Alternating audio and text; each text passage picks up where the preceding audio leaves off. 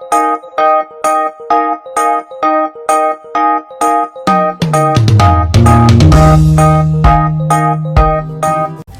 and good evening everyone. We are your hosts Michael and Fiona. And we welcome you to Earth This Week. With India's intent to achieve 500 gigawatt renewable energy capacities by 2030, tea states in northeast India are experimenting with solar power to cut costs and maintain production, amid challenges with the delivery of fossil fuel-based electric grid. That is quite impressive, Michael. Can you tell us more about it?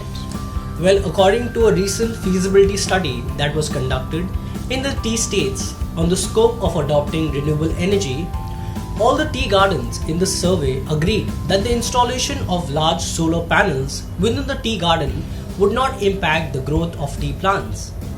The study also revealed that tea estates prefer to adopt solar power among the alternative energy sources, which are very expensive. That is a well-formulated survey. So what's the next step, Michael? Well, the next step is another survey would be conducted along the same lines with a bigger sample size than the previous one in order to draw a better conclusion, and also at the same time the research team will work alongside with IIT Delhi to develop a system to use solar energy for various tea making processes. Well, going electric is the new future, right? Absolutely, Fiona. And moving closer to home, many have joined hands to clean the Rabindra Sarovar premises last week. This plogging drive was organized by the Kolkata Metropolitan Development Authority (KMDA), who had encouraged many morning walkers, joggers to take part in this drive. Keeping our surroundings clean should be our responsibility, right?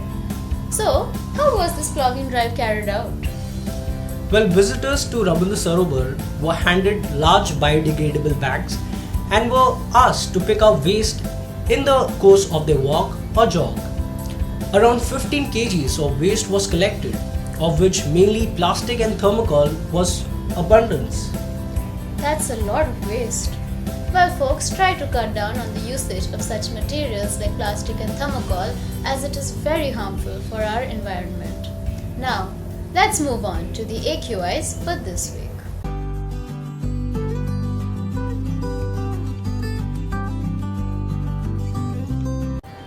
Hello everyone.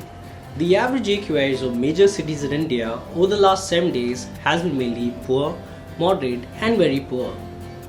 So let's check out the AQIs of some of these cities. Ahmedabad had the average AQI of 386 micrograms per cubic air, which is very poor. Bangalore had the average AQI of 110 micrograms per cubic air, which is moderate. Chennai had the average AQI of 111 micrograms per cubic air, which is also moderate. And now let's check out the AQIs of other Indian cities.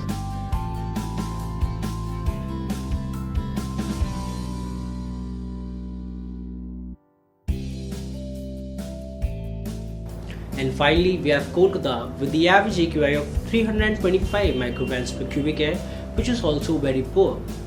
And that is all for this edition of Earth This Week. We will be back with more green news for you. Until then, stay safe and love the planet you're on.